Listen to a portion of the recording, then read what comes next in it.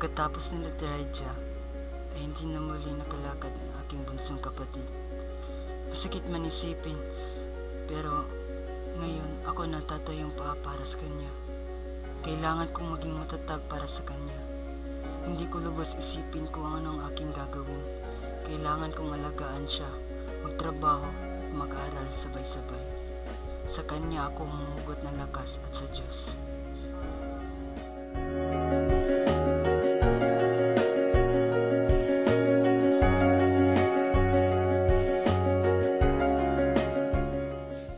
Kyle, dito ka muna. Aalis muna ako para magtrabaho. Yan ang pagkain mo. Sige, kuya.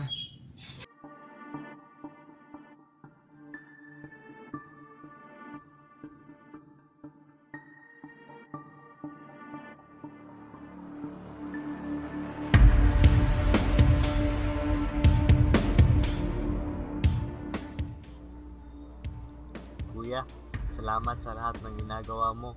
Alam ko na mahirap para sa iyo ang kalagayan ko ngayon. Ayaw na sana kita makita pang nahihirapan. Sana maintindihan mo na mahal kita at ayaw ko na magdusa ka pa dahil sa kapansanan ko. Paalam, kuya.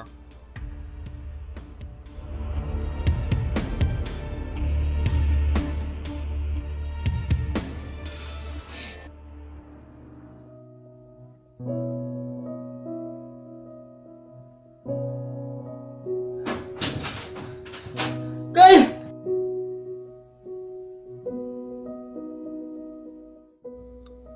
Hindi ko lubos isipin na bumigay ng aking kapatid. Sa lahat ng pinagdaanan namin, hindi ko man lang siya nipaglaban. Humina ang kanyang loob.